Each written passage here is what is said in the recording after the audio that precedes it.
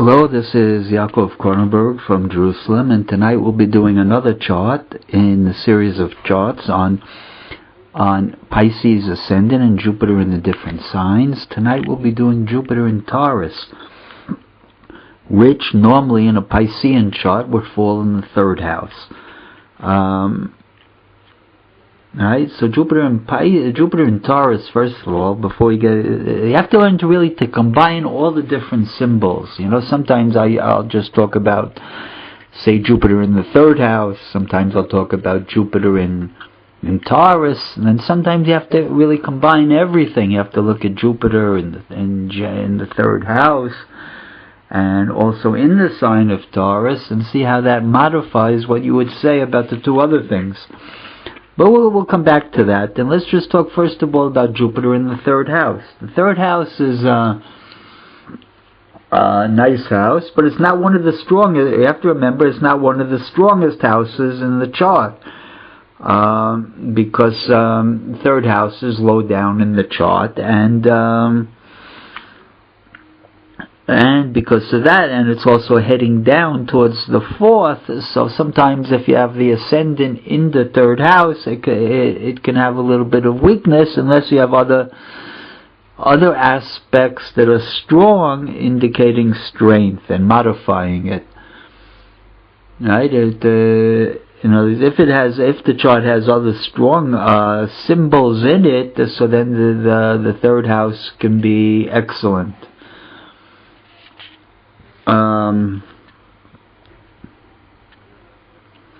But when you have Jupiter in the third house is excellent for communication. It's excellent for writing. It's excellent for what do you call it? It's excellent for it's excellent for like being an agent. It's an excellent chart for things that are artistic, especially writing. If you have connected the third house also with, like planets like Venus, then it'll add to the artistic ability. But as a general rule, it gives also artistic ability to the third house. It's very, very creative. Third house is one of the most creative houses. It gives a tremendous amount of creativity. It gives there's a lot of benefits to having a planet in the third house. So it makes the person very, very intelligent, if other things considered. If also together with that good Jupiter there, if the Mercury is strong, etc., it'll make a very, very, very smart person. Person also very interested in learning, if you have the planet in the third house. Very interested in the arts also. And so when Jupiter is in Taurus, it adds, Taurus is a Venusian sign, so if you have the Jupiter in the third house in Taurus, it's going to add a Venusian nature to the third house. In other words, it'll give the person also some kind of artistic interests that'll combine with the third house Gemini focus. Could be an excellent writer, excellent communicator, speaks very nicely, has an excellent voice, right? Taurus rules the voice. And so it's going to add to the person's voice and give them a good voice. And so it's a nice combination there. You like when you have Jupiter in Taurus there, it's going to make a person very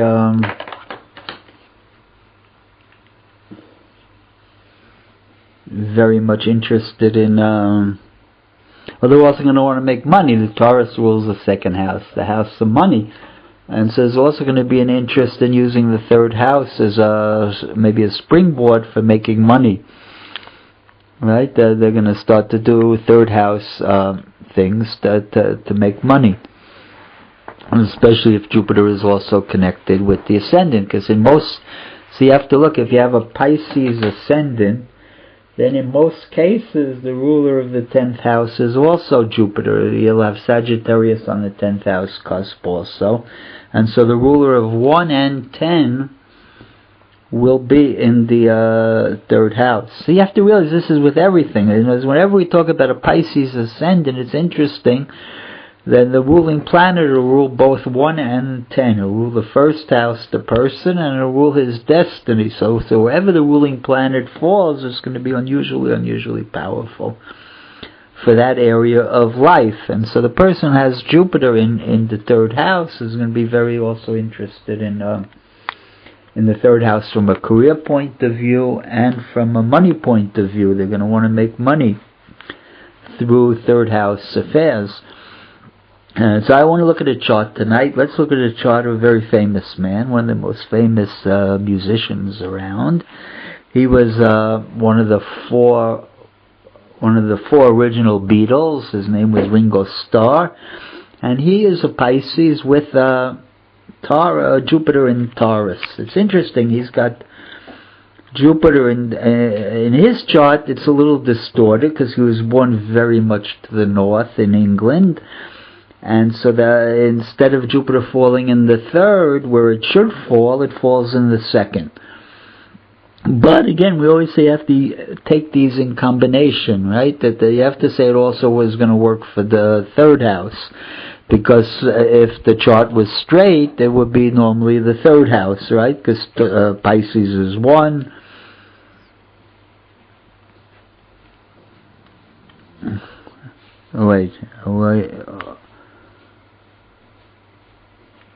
Right, Pisces is 1, Aries is 2, and Taurus is 3. So it should fall in the third house. So, like I said, we're going to use both of them. And I'll show you a little bit about how in his life it sort of worked together, the 2 and the 3. If you look at his chart, it's interesting. So he's got the ruling planet Taurus in a very tight conjunction to Saturn. They're almost... they're only 2 degrees apart, and Jupiter is approaching Saturn, and also Uranus is there, distant, but also in Taurus. So he's got 3 planets in Taurus, and he's got Jupiter, the ruling planet, ruler of 1 and 10, conjoined to the planet of restriction. So he's got there's going to be some kind of restriction in the early life. It's interesting in his chart. If we move the Jupiter to talk about it in terms of being in the third house, so when he was young, he was sick for most of his childhood. He actually spent 2 years in a sanatorium for a lung condition called pleurisy. 2 years he ruined his education because of that, right? And his 9th house is ruled by Sagittarius, which is Jupiter, and it's mamash exactly conjunct the Saturn. So the illness interrupted his education. He never even finished high school. Never came close, because after 2 years in a sanitarium, he came out, he couldn't get back into school.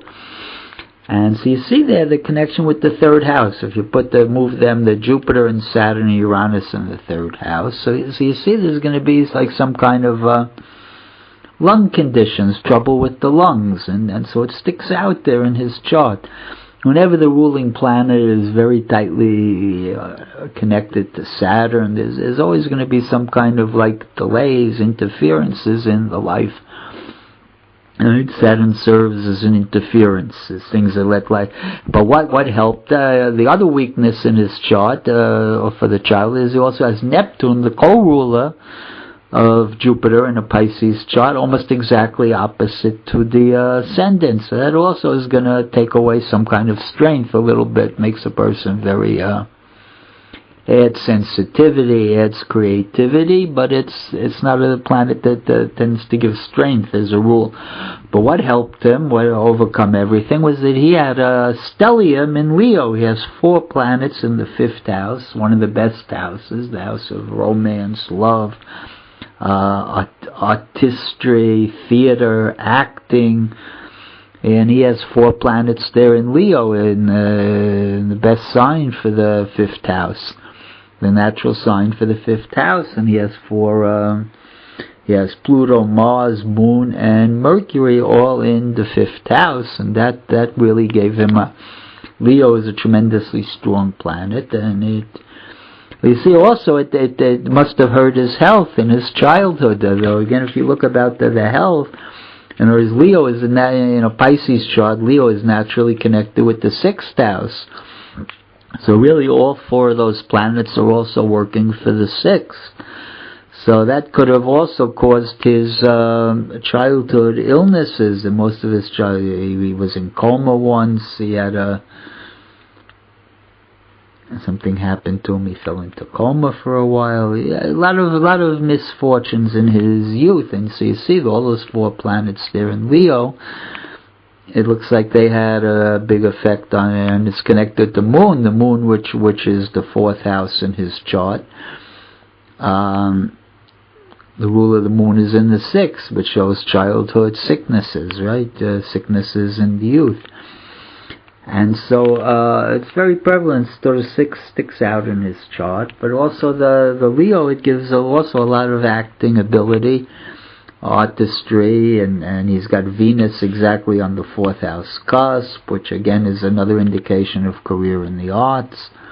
A beautiful sun in the 4th, which indicates popularity in later life. He's got the 2 best planets in the 4th. 2 of the best planets in the 4th, Venus and Sun. So he overcame things. He overcame things and became very successful. You always look at the 4th house to see where a person is going to end up. And he's got that beautiful Venus Sun there. And he was able to overcome everything and to build a life. And I thank everybody for listening.